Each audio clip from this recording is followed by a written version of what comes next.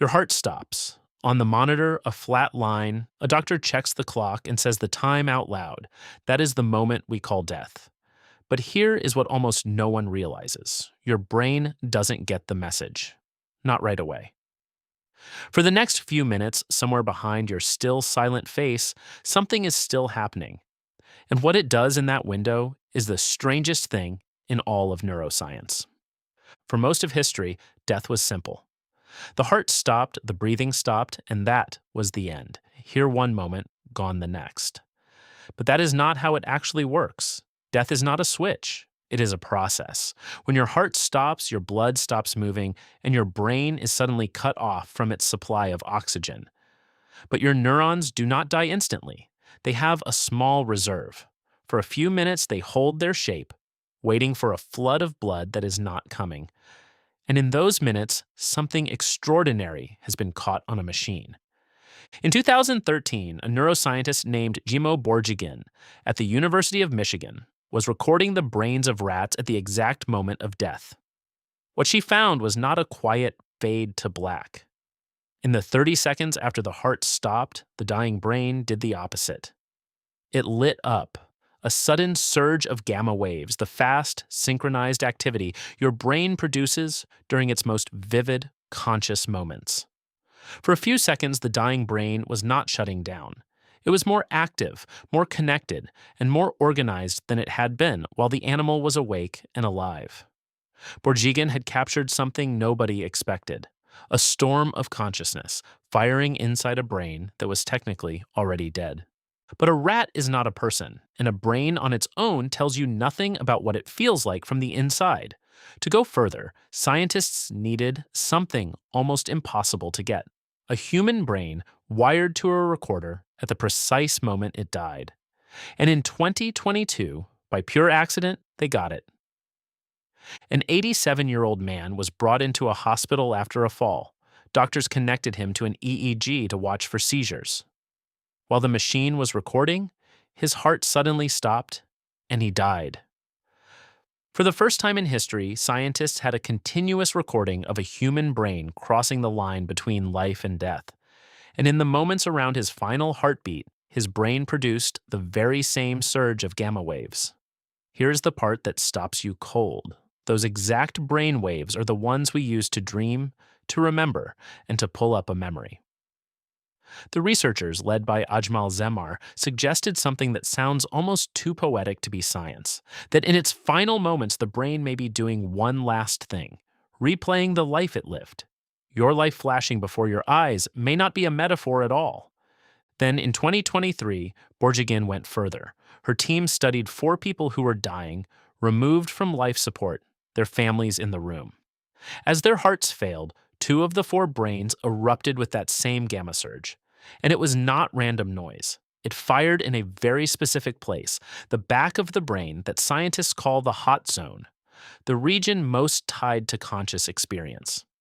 These were people with no heartbeat and no breath, by every clinical definition already slipping away. And the part of their brain responsible for awareness was blazing. This lines up with something doctors have quietly known for years. People come back, patients whose hearts stopped for minutes, who were dragged back by CPR, sometimes return with memories, not vague dreams. Detailed, lucid memories from the time they were clinically dead. A doctor named Sam Parnia at NYU has spent his career documenting them. In his studies, some survivors accurately described things that happened in the room while their brain should have been completely offline.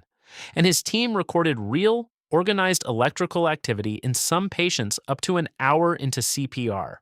In one of his studies, known as AWARE, Parnia and his team tried to test these memories directly.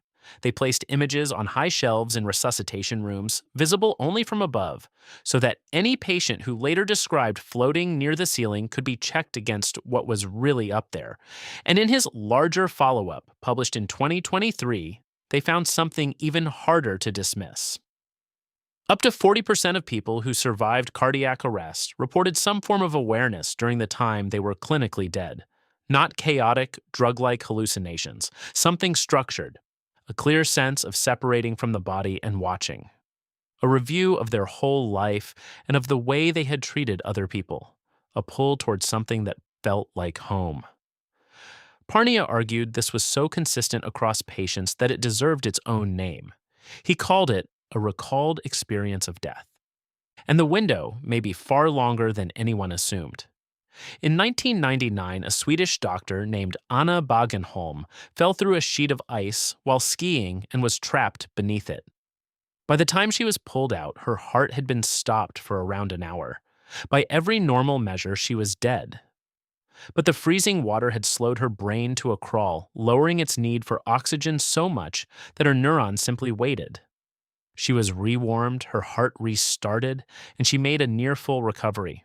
The cold had stretched the line between life and death from minutes into more than an hour, which raises an uncomfortable question. If the right conditions can hold that door open for an hour, how long is it really open for the rest of us? Across cultures, across centuries, the people who come back describe strikingly similar things. A feeling of deep peace, the sense of leaving the body and looking down on it, a tunnel, a light, and almost always a review of their entire life, played back in vivid detail. Science still argues about why. One idea is that the dying brain releases a flood of its own chemicals, possibly including DMT, one of the most powerful psychedelics known. But there may also be a single physical event behind all of it. In 2018, a researcher named Jens Dreyer in Berlin recorded that event directly in dying human brains. He called it spreading depolarization. As the oxygen runs out, your neurons fight to hold their charge for as long as they can, and then, all at once, they let go, releasing their stored energy in one massive wave that sweeps across the brain like a slow tsunami, lighting up everything in its path. It is the brain's true final act. And here is the strangest part. For a brief moment after that wave, before the damage becomes permanent, it can still be reversed. Bring the oxygen back in time, and the neurons climb back from the edge. The wave is not quite the point of no return. It is the last door slowly swinging shut. So here is what all of this is quietly telling us. Death is not the instant the heart stops. That was always a convenient line we drew for paperwork and pronouncements. The real thing is slower and stranger. Your heart can be still, your body silent, the room already grieving, and your brain can still be awake. Maybe even more awake than it has ever been. The boundary between alive and dead, the one we thought was a hard wall, looks more like a fog, and we are only now learning how deep it goes. Think about what that means.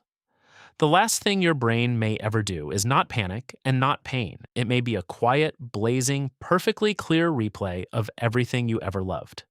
Every face, every place. The entire film of your life screened one final time for an audience of one. We spend our whole lives afraid of that final moment, and the science, as far as it can see so far, hints that it may be the most lucid moment of all. None of this makes death any less of an ending, but it does change the shape of the fear. And maybe it points at something simpler. If the last thing your mind reaches for is the life you actually lived, then the only thing that truly matters is what you put into that film while you still can, the moments, the people, the things you were brave enough to do. Your heart will stop one day. That part was never up to you. But what plays in those final minutes, you are writing it right now, today, with every ordinary thing you choose to do or not do. So make it worth watching.